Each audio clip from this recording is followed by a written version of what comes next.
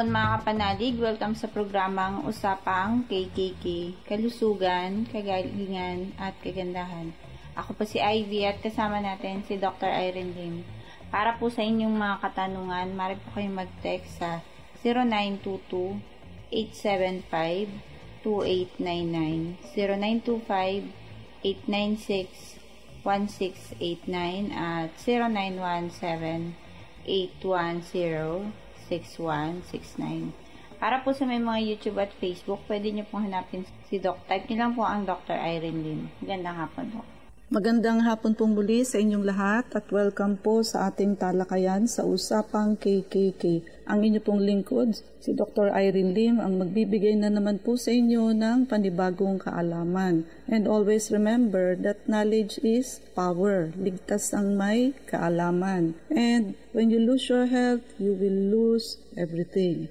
And paki-like, paki-share, and paki-click po yung button bell for notification para mano-notify kayo kung may bago kaming upload. Pwede nyo i-search dyan yung mga na-miss out nyo pong episode. And for our announcement, so makiagaw na po sa ating anti-aging and whitening soap. Very effective po siya. Anti-aging, nakakabanat po ng skin. So tuwang-tuwa yung mga elderly na gumamit nito kasi hindi lang sa muka, pati sa kanilang braso, kamay, legs, feet. Actually, they are using it for the whole body. And also, yung whitening soap po, for, sabi nga natin, lagi lamang ang maputi. Kahit na pareho kayo ng ganda, talino, pareho kayo ng yaman, plus factor talaga ang maputi. Kaya marami diehard talaga sa mga skin whitening. But ito atin, hindi siya nakaka-dry ng skin, and kahit hindi nyo i-stay ng matagal sa skin, makikita nyo agad ang whitening effect. And also, gawin nyo na itong pangregalo sa inyong sarili. So, kailangan gamitan nyo man lamang ng espesyal na sabon ang inyong skin. No? Wag yung mga hard soap lamang na ginagamit ninyo na germicidal. Kailangan sa sabon man lamang ay regaluhan nyo po ang inyong sarili. Anyway, ito ay very affordable. And so, ang ating good news, extended po ang ating promo due to long weekends. So, nakikiusap po yung mga tumatawag and nagte-text na sila daw ay due to long weekends para daw sila ay makapagpa-check up, and binabalik namin just for a week. Ine-extend po pala namin just for a week again, no? Until April 14. So yung mga hindi rin nakahabol dyan, humabol na po kayo. And syempre kasama ang free urine and sugar testing, free colon cleansing if you have some referral. And also yung promo package natin na buy 2 plus 1. So ang mangyayari if you buy 2 detox, free ang vector scan or 1-day blood cleansing. Plus, if you buy 1 detox and 1 blood cleansing, so vector scan ang free ninyo. Mas maganda ito kaysa yung dati kasi makakapag may libre kayong isa. Dati po discounted lamang. And yung atin high dose vitamin C, naka-discounted po yan, and also may antimicrobial and anti-cancer effect. Ginagamit na rin ito sa US, sa mga hospital. Wala itong expiration kung kailan nyo gamitin. So bayaran na i-prepaid na para hindi na kayo mapagsarahan ng promo. Baka ito na ang last chance ninyo para makapag-prepaid this week. And also, ito ay transferables or pwede nyo itong ipangregalo sa mga mahal nyo sa buhay. Ito ay nakagaganda, nakakaputi, nakakapino ng skin. So mag-glow kayo from the inside out. Wala kaming gagalawin sa inyo outside physically, but because maganda yung procedure at inilalagay ninyo sa inyong katawan, lalabas yan from the inside out. And ang atin vector scan, it catches the body before the onset of diseases. So, wala pa kayong symptoms, wala pa kayong abnormal sa mga lab test ninyo, malalaman na natin sa vector scan. Makikita natin lahat ng bacteria, virus, fungus, protozoans, and even parasite. Lahat po ng allergens, kung may allergy po kayo. Lahat po ng chemicals na nakuha ninyo sa katawan ninyo since birth. And ito po ay more than 90% po ang accuracy nito, and also hindi subjective ang result. No? So yung machine po mismo ang magbabasa based on sa kung ano hong brain waves or frequency ang nasagap niya ho sa katawan ng pasyente. And you can easily get the result after ho ma-interpret yung inyong vector scan. And yung may mga lahi ho ng cancer, pwede nyo hong malaman ahead of time kasi ho lalabas yung 3 root cause ng cancer. So matatanggal pa ho natin ang root cause para ho hindi matuloy ang cancer. Siyempre ho pag may lahi kayong cancer, may agam-agam ho kayo, baka doon din ho ang patungo ninyo. So para maalis ho yung agam-agam na yan and to save yourself from cancer, do the vector scan first. And yung may mga lahi ho ng stroke, heart attack, high blood, diabetes. So makikita na ho natin kung barado ang circulation. So may protocol ho tayo dyan. So maiiwasan ho natin ang stroke and heart attack. No? And of course, our detoxification program, dililinis ho niyan ang liver, gallbladder, colon, which is garbage organ of the body, kidney, tinatanggal ho ang parasite, and nire-remove ho yung mga chemicals and heavy metals. Now, wala hong taong healthy sa taong constipated. So basic po na malinis ang colon para ho malinis din ho ang liver and gallbladder natin. Kasi ho, pagka marumi ho ang colon kasi constipated ang pasyente, yung liver ho natin na mag-filter yung dumi ho, waste product, itatapon niya ho yan sa colon. But since puno ho lagi ang colon, congested because twice a week lang ho kayo mag-bowel movement, magba-backflow lang po sa liver yung toxins through blood collaterals. Kaya kailangan ho palagi ang detox kasi sabi nga natin, ang liver ho ang root cause ng halos lahat ho ng sakit tulad ng high blood, diabetes, high cholesterol, triglyceride, high uric acid.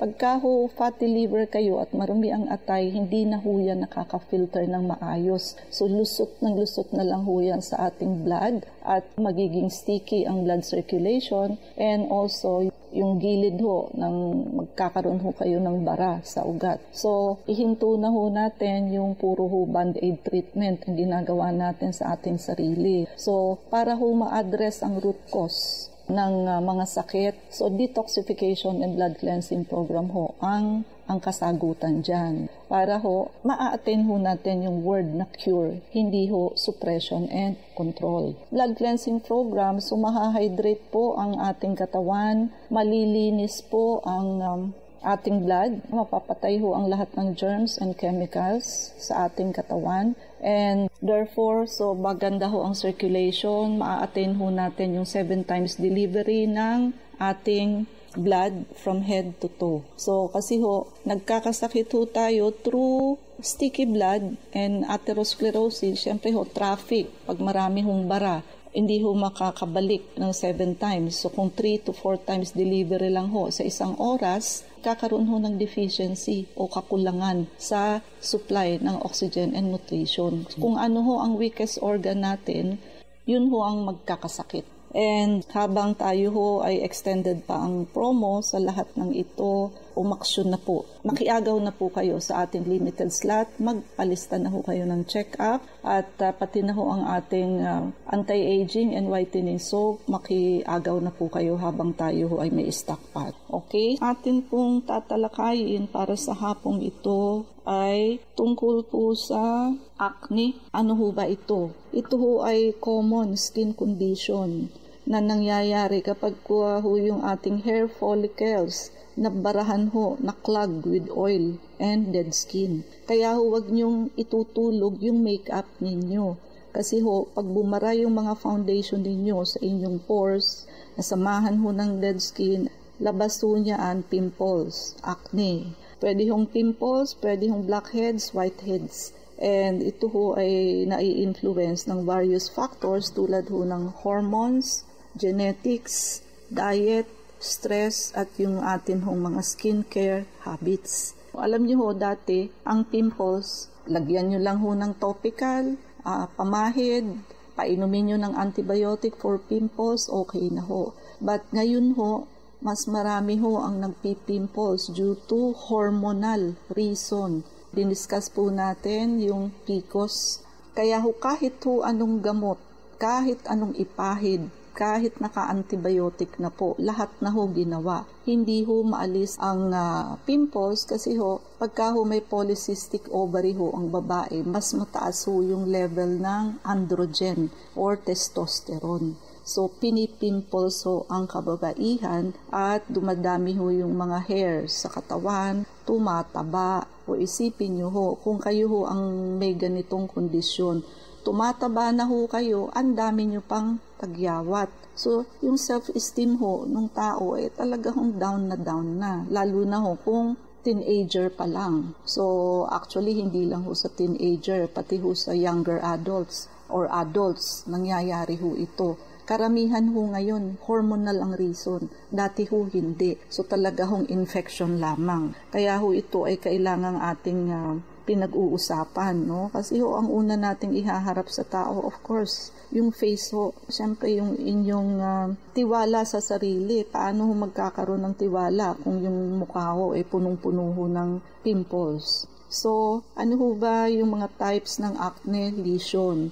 Basic ho, comedones. Ito ho ay non-inflammatory acne lesion that includes blackheads. Ang blackheads ho, open comedones. Ang whiteheads, closed comedones. Kaya ho yung pangalis ng pimple, di ho ba, ang tawag doon ay comedone extractor. Yun hong kabilang dulo, pang tusok. Yung kabilang end ho yung pang squeeze nung comedone. Papule, pag sinabi hong papule, small, red, tender bumps. Ibig sabihin bumps, nakaangat ho, that develop when comedones become inflamed. Pag namagaho. Ang difference ho ng papule sa macule, ang macule ho, mapula lang pero flat. Pag sinabi niyo hong papule, nakaangat. Pustules, pimples, filled with pus, ayan, pag may nana ho, that appear as red bumps with white or yellow centers. Nodule, medyo malaki ho ang nodule.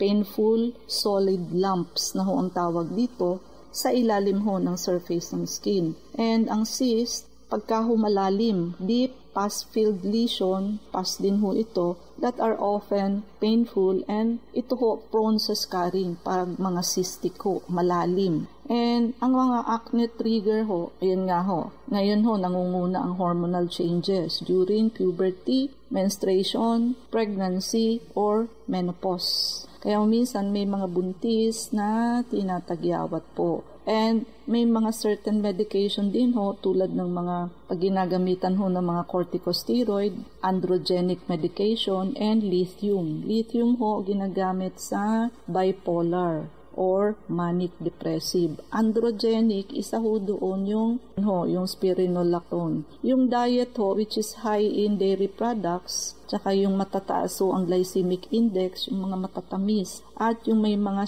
saturated fats. Yun ho yung mga pagkain na galing sa animal products. Family history, syempre ho, ng acne, trigger din ho yan, yung may psychological stress, yung may environmental factor, and for clogging skincare products. So yun ho, may mga klase ng skincare products, kaya mag-iingat ho kayo na nakakabara ho ng pores. Siyempre ho, pimples ang labas niyan. At may mga acne myths. Yun ho bang mga sabi-sabi na hindi naman ho katotohanan na ang poor hygiene ho does not directly cause acne. Excessive scrubbing ho ang nakaka-irritate sa skin and worsen acne. Na ang greasy food ho do not directly cause acne, but diet can influence hormone level and inflammation, potentially affecting acne. Ang acne ho is not just a teenage problem, but ang adults ho, pwede rin ho maka-experience ng acne breakouts due to hormonal changes. Wala hong masyadong pinipiling edad to, stress and other factors.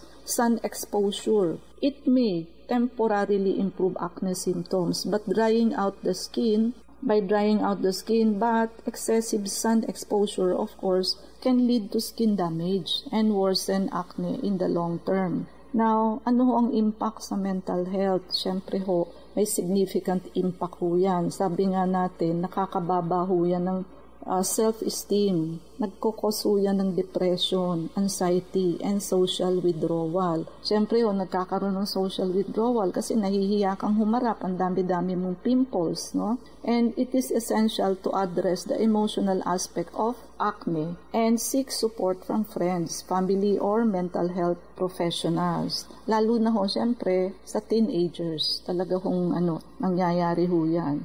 And sa acne treatment tips, mag-start kayo sa gentle skincare products. So, dapat gentle lang. And avoid nyo yung mga harsh scrubbing or pricking sa acne lesion. Baka kasi mag-scar. And be patient with the treatment. It may take several weeks or months to see significant improvement. And if over-the-counter treatments ay hindi effective, kailangan na talagang magkonsulta sa dermatologist for personalized treatment option. And avoid using multiple acne treatments simultaneously. Isa-isa lang po. Kasi pwede mag-cause ng irritation and worsen the acne. Understanding yung various aspect ng acne can help individuals na ma-manage yung skin condition ng pasyente. And of course, ang cause ng acne, number 1 excess oil production. So mas oily ang skin, mas tinatagyawat yan. Yung increased sebum, yun yung oil, tawag dun sebum. Production ng skin, oil glands, nakakaklag yan kasi ng pores, yung oil. And nakaka-contribute yan sa acne formation. And genetics, syempre na pamilya din yan. Pagka lahi ng tagyawatin, mas predisposed sa acne. And also, diet, yung mga mahilig kumain ng fats, taba, and dairy products, at mga pagkain matatamis, yung mga high ang glycemic index. So, akala nyo fatty foods lang. Hindi po. Pati matatamis kasama dyan. And of course, ang stress, nakaka-aggravate yan ng acne kasi na-trigger yung hormonal changes that increases oil production. Ganun yung. Kaya sasabihin, ano namang connection ng stress? Kasi nga pag nai-stress tayo, nakakapag-secrete tayo ng hormones na nakaka-increase ng oil production at inflammation ng skin. Kaya apektado rin.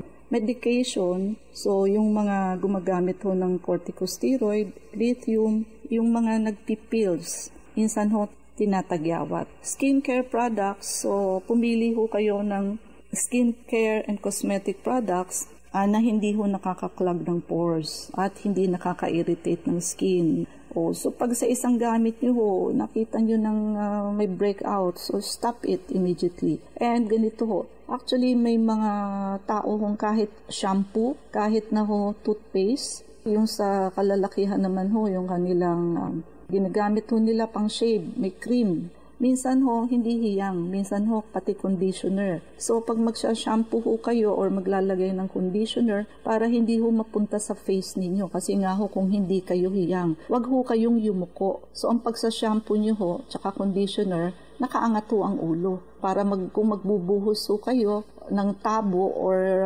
shower, papunta sa katawan ninyo. Hindi papunta sa face. And sa toothpaste naman diyan lamang sa lips. Huwag niyo hayaan na tumulo siya sa inyong chin. Kasi nga kakaroon ng pimples dyan sa mga area na yan. Of course, ano ang komplikasyon? Siyempre ang kaya nga ginagamot ang pimples kasi yung scarring. Magpepeklat mabubutas yung skin. Severe or untreated acne lesion can cause permanent scarring. Of course, which may affect a person's self-esteem and confidence. Another is hyperpigmentation. So, magkakaroon kasi ng mga dark spots or patches sa skin tulad ng mga post-inflammatory hyperpigmentation. Psychological impact, siyempre negative impact yan sa person's mental health, leading to feeling of embarrassment, anxiety, depression. And infection, acne lesion can become infected. So, pag na-infect kasi, maglilid yan sa formation ng cyst. Di ba pagka-cystic yung lesion malalim or nodules, na kailangan ng medical attention. Kaya pag may may acne ho kayo, kay kay blackheads, whiteheads, kay cystic ho yan, wag ho kayong kutkot ng kutkot. Wag hong tinitiris, lalo na ho ng kamay. Tandaan nyo ho, ang kamay, kahit bagong wash lang ho kayo ng kamay nyo, may bakterya na po yan. And pag tiniris nyo naman ho, yung isang bakterya, kakalat ho, ayan, ang isang tagyawat hong tiniris ninyo, kapalit ho niyan 5. So, wag nyo hong galawin. And persistent acne, without proper treatment, acne may persist or worsen over time, leading to chronic inflammation and skin damage. Secondary skin condition, acne-prone skin is more susceptible to developing other skin condition, tulad ho ng pwede yung mauwi sa folliculitis. Ano ho yun? Inflammation ng hair follicles. Kaya ho ingat. And syempre ho, yung impact sa quality of life. It can interfere with our daily activities, relationships, and social interaction, impacting on individuals' overall quality of life. So, ganun ho. At wala hong pagtataguan itong mga mikrobyong ito kung yung mga basic organ, which is the colon, the garbage organ of the body, yung filtering machine nating dalawa, which is liver and kidney, ay malinis. So, yung magsisirculate yung blood sa ating katawan ay malinis. So, hindi rin ho kayo titirhan at tutubuan ng mga pimples. Kasi ho, pati hormonal ninyo, hindi ho kayo mai-imbalance. So, isa ho sa part, change oil natin sa sarili, detoxification and blood cleansing program, para ho, hindi ho tayo dapuan ng kung ano-ano hong skin lesion tulad ho ng acne. So, play the GCash Shake and Win It game and get a chance to win exciting prizes. 2899. Usapang KKK with Dr. Irene Lim. prevention is better than... Welcome po muli sa Usapang KKK. Ako po si Ivy at kasama rin natin si Dr. Irene Lim. Dr. Anomi 6993. Ano po ang pangalan ng machine na nagde-determine ng mga parasite sa katawan? Okay, so vector scan. So we call it vector scan. So more than 90% ang accuracy nito and mapipick up po lahat nito ang parasite na meron kayo. Kasi ho ang ating stool analysis or fecalysis masyado hong mababa ang accuracy. Kadalasan ho false negative pero meron ho may parasite ang pasyente. Lalo na ho kung ang parasitism is not on the digestive system. Lalabas lang ho yun kung nasa digestive system. Lalabas ang egg sa fecalysis. Kung nasa ibang parts of the body, hindi ho yan lalabas sa stool exam. Number 2, kahit na nga ho meron positive yung stool, kung yung medtech ho na gumawa nung fecalysis, hindi ho hinalo yung stool, pasintabi ho sa nagmimerienda, hindi pa rin ho makikita sa microscope. So, false negative pa rin ho ang lalabas. Walang tayong oras. Mangyari po lamang na kayo ay magpalista kung kayo ay magpapacheck up. So, Unit 1101, Clinica Medica 101, Centuria Medical Makati, Salamanca Street, Corner, Kalayaan Avenue, Makati City. Ang landmark ho natin is along Makati Avenue, yung corner General Luna Street. Kailangan lamang ho magpalista kayo ahead. So, bukas ho kami even Saturday and Sunday and even holidays. Huwag lamang ho walk-in. Kailangan ho magpalista ho kayo ahead. Ay, mga numero. Pwede po kayong tumawag sa 546-9412, 0922-875-2899. Pwede rin po kayong mag-text sa 0925-896-1689 at 0917-810-6169.